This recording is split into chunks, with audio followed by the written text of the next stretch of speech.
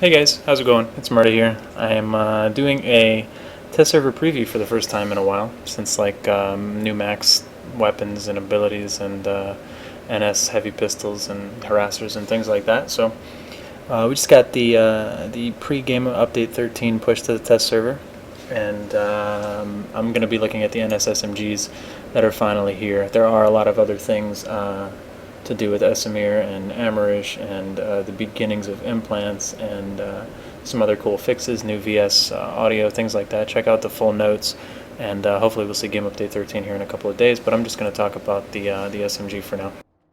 So, first thing you'll notice is that there are three of them. There is a default for the 700 station cache, and then a black and a gold, just like the pistols for 1400 and 2000. Before I even bother with the weapon, I'm just going to give my feedback on that.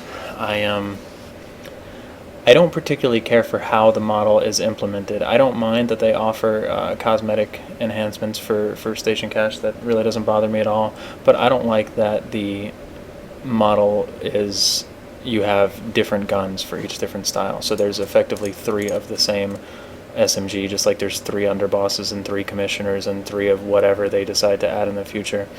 I think that it's really wacky for stat tracking for people who like to complete their characters like I do. You know, you buy all the weapons, you get all the Araxiums, you know, things like that. And as we go on and on with this model, it's just going to blow out of proportion to where you've got thousands of guns in the depot, and so many of them are exact same thing, just in literally a different camo on them. So my suggestion would be to change it to where it's a gun-specific camo that you buy for, you buy the gun, and if you want a gold version or a black version, you unlock a camo that is specific to that gun for it, and that way you have one NS BDW for all stat tracking purposes and completion purposes and progression purposes and things like that. And anybody I've talked to who's a Araxium hunter or a completionist like I am has agreed. So I would personally prefer that. I think they would as well, and I hope to see that someday, hopefully with retroactive effects for people who have purchased things in the past, and hopefully sooner rather than later, so it doesn't get too out of hand.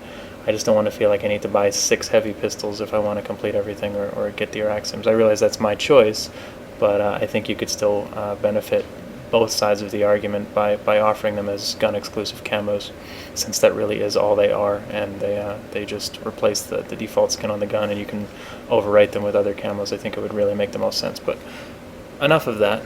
Hopefully we see that or a change like that in the future. I'd really appreciate it. I'm going to grab the gold one because why not? It's free. I'm in VR on the test server. And first thing you notice on the actual gun stats is the fact that it's only got a 30-round magazine. That was the first thing that I was like, I didn't expect it to have a very high magazine, as NS weapons usually don't, but I was hoping for 35, maybe 40 if I wanted to stretch it. So I logged on TR, since the Ormistus is also a 30-round magazine, and I figured it would be the best comparison, which is the first gen SMG.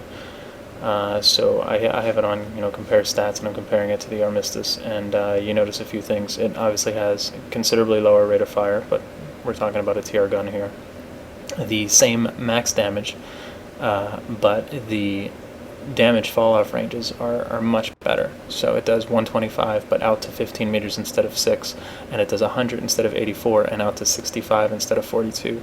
So you're looking at something in between the previous SMGs and the scout rifles for damage fall-off and damage at greater ranges and things like that, which is interesting, especially if you throw soft point on it on top of that, assuming that it offers it. I haven't actually looked at all of the attachments yet.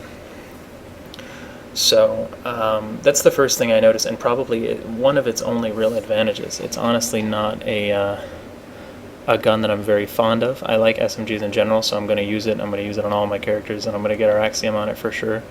But I still think that I would recommend and prefer the second generation SMGs, but we'll have to actually try it out to get used to it.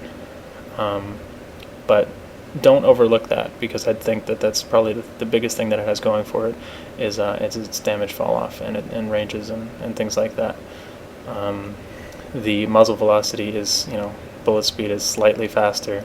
That's not really going to be a very noticeable difference at all. And the reload is slightly faster on the long reload. Well, maybe even a little bit more than slightly faster on the long reload, and slightly slower on the short reload. So again, more or less negligible I think that the gun's going to feel pretty weak, honestly, compared to the SMGs that we've had, or at least not like anything great or brand new or wonderful that we're all excited to get our hands on.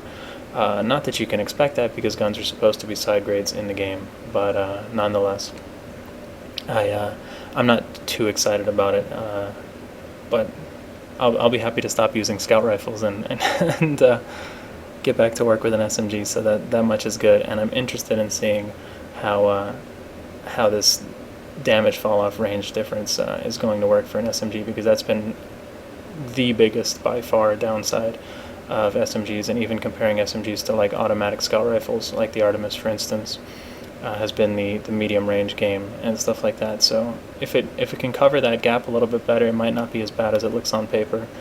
But I'm not a fan of the 30 rounds. I was hoping for at least 5 to 10 more than that, and it's a really weak at that it only shoots 125 damage, and at a relatively slow speed, at least by comparison to guns like the Armistice. So enough talking about it. We're going to shoot it a little bit, but that's my thoughts on it. Let me know what you guys think if you try it on the test server, and it should be on the live servers very soon, ideally in the next couple of days. So let me know what you guys think of it, and we'll go from there. Typical scopes, by the way, I kind of just blew right past that. Typical barrel attachments. I usually don't use any of these unless I'm doing some very specific situation. Now, it does have extended mag, which is going to only give it 40. That sounds like a terrible idea when you can get advanced laser. I mean, I would typically get advanced laser anyway, but that seems very weak for the extended mag component. And then, of course, the soft point. So this is my typical all-around SMG setup that I'm going to run. Keep in mind that there's some like very early stage pistols in here. I don't think that they're even remotely what they're intended to be right now, but I could be wrong. Let's equip it. Oh, it's all golden stuff. Look at that. It's quite the laser sight emitting from it. So the hipfire is really good, as is expected from. It just says kill. All right, you can't walk in there anymore. As is expected from both SMGs and NS weaponry. So no complaints there. You can pretty much sit on the trigger the entire time for a 30-round mag, and if you're taking them, I guess, at a further distance, you might want to burst a little bit. But I mean, it even holds up just fine at this range, and the fact that it will keep that higher damage at a longer range may mean that you're able to hip fire effectively at much longer distances than what you're used to. So, like I said, I think that's going to be the big difference in what sets this aside from the existing ones, because up close, within 10 meters or so, it's probably going to be too weak to directly compete with the existing SMGs, which were actually competitors for shotguns at that range. So I think that the hip fire, coupled with the very exceptional damage at long range for an SMG, will be its strong point for sure. You probably don't even need to ADS those shots that I'm taking, but you certainly can.